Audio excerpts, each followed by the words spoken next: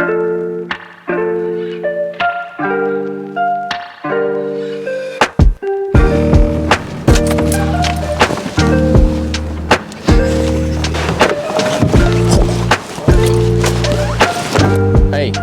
welcome back to the channel. We got some cool stuff for you today, so stick around. Starting with this issue here. This is a Raymond. Where's the model number? This is a 410 C30 TT. So this is a just a regular stand-up electric forklift, and they left it out here in the rain for, like, they said 10-15 minutes. And last week here in Florida, it rained an insane amount, probably like what, 4 or 5 feet of rain all week, and ever since then it's been causing issues. Right now, when it turns on, it's giving me a code for entrance beam block. The laser is reading that something is blocking the way. So when you step on here, it's got like a wire guidance kind of over here. On Crown electric forklifts, it has like a little step thing on here. So when you step on it, it'll start beeping that and it'll shut you off, meaning it thinks that you're getting off of it. So once you step on a dead man, and then it drives really slow. Like, this is the fastest it'll drive.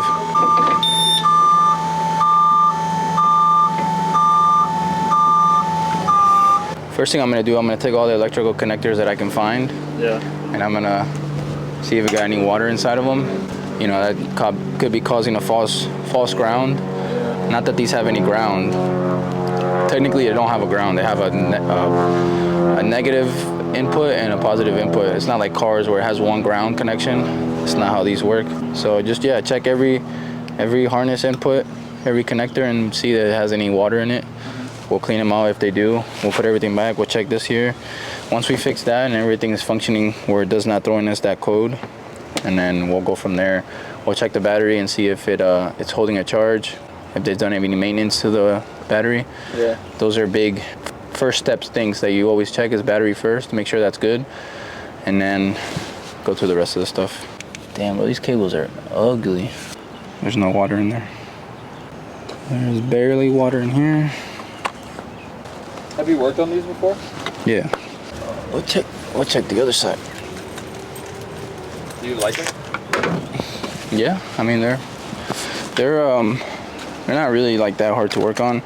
Most of the problems are caused by the battery, or if you leave it outside. Those cells don't look any good. Yeah, if you want, you can just leave that here. I'll put all water of the battery, make sure that each cell is good, but it's recommended to do it at least once every 2 weeks. All right. Just to make sure, depending on how much use you give it. Yeah. All this acid on there, it's not good either. Yeah. Yeah, I mean, we use the same every day, so. Oh, you do it? Yeah, okay. Every day we use it. Like all day, or kind of? Pretty much.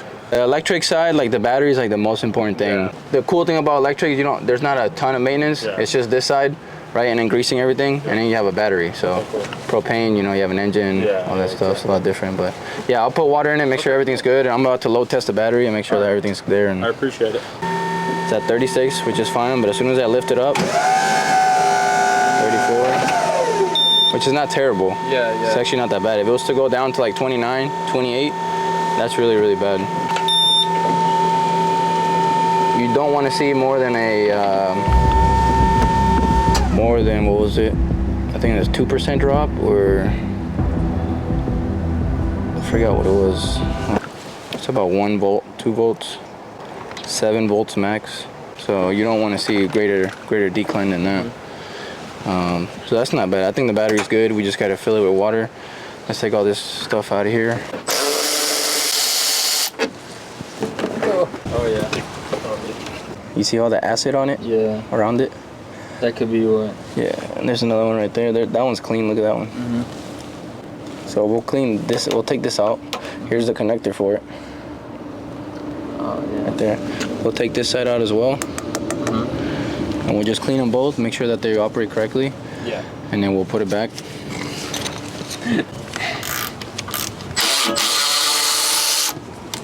Damn.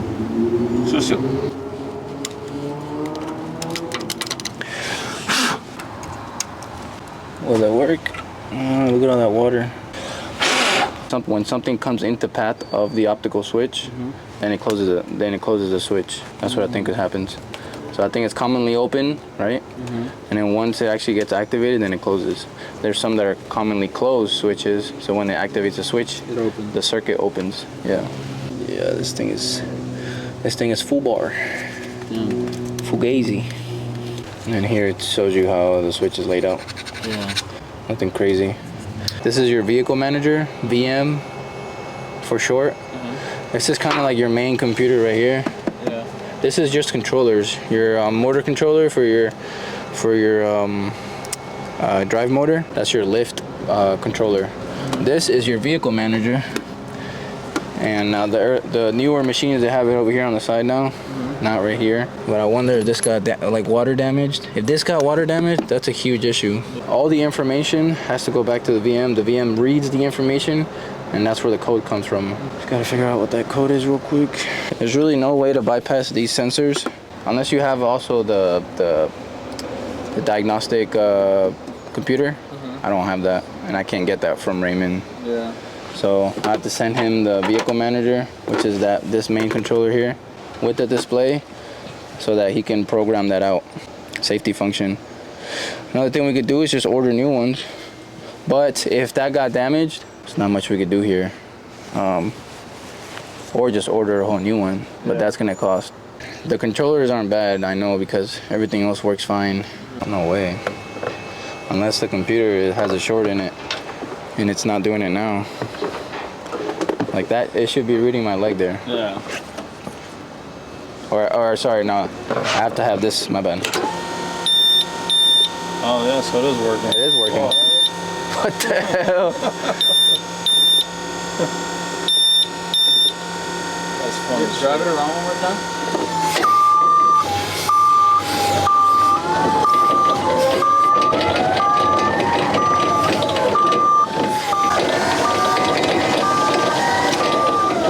I guess if it does it again, then we'll just do the board.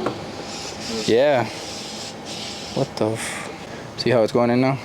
Oh yeah. It's just by gravity. So why does it need that? Water? Yeah. So it's for the electrolytes in the battery, for the cells, for the plaques. Once it dries out, evaporates the acid inside. So that's why you need water. So every time you charge it, it's using water. And it dries. Eventually it'll dry up and it'll kill your acid, and it'll start lowering your acid level until it depletes completely, and then your battery will only hold a charge for like 30 minutes, 20 minutes. It'll read full, and then 10, 15 minutes later it'll read like it needs to be charged again. By that time your battery's pretty cooked. Yeah.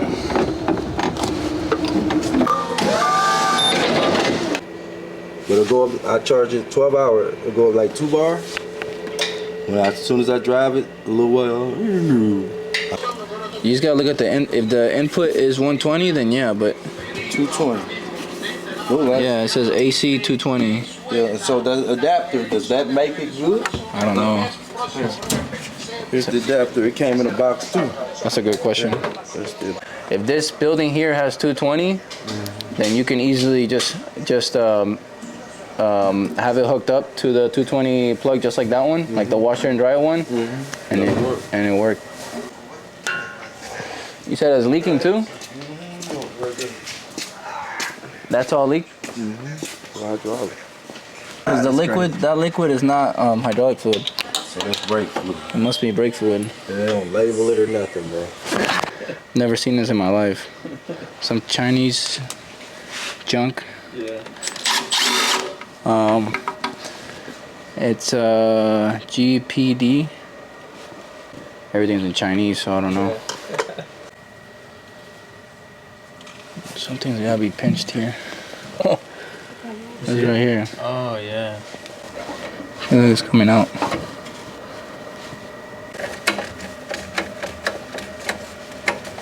This is like Flying Spirit.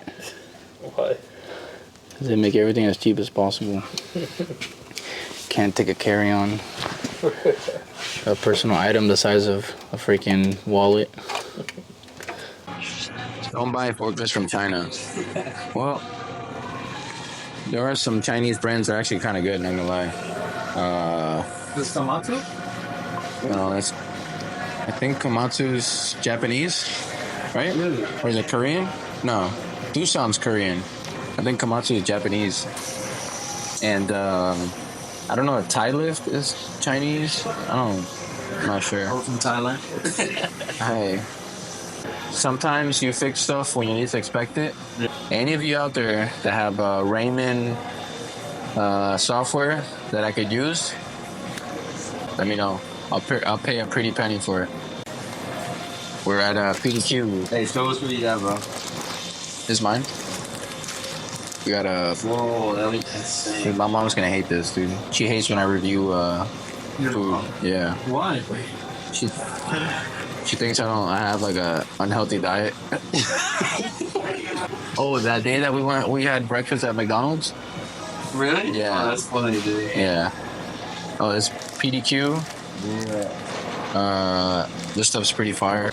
PDQ is pretty up there. All right, so moral of the story today is one, don't buy a Chinese forklift. That one that we went to look at, reason it wasn't charging was because it needed a 220 outlet and they were plugging it into 120. It had they had an adapter on it. It had like the same plug for your washing machines and stuff like that, your dryers. So they need to be able to get a plug for 220 to be able to charge that one if they want to use that charger. I told them that I can adapt it to the other ones that they had. That Raymond, you know, we already saw what happened with that one, right? We were able to fix it, thank God. And, you know, hopefully it doesn't cause any more problems down the road. If it does, then we'll have to send that board off to get the vehicle manager to get flashed. That's why I'm hoping to get some kind of Raymond technology or software where I can plug into the vehicle managers. So yeah, thank you guys for watching. That's it for today. If you want to donate to the channel, there's going to be a link right here somewhere. And yeah, I've always appreciated of you guys, and thank you for always watching, liking my videos. Please consider subscribing if you haven't subscribed yet. Yeah, we'll catch you on the flippity flop. More than, what was it? I think it's 2% drop, or I forgot what it was.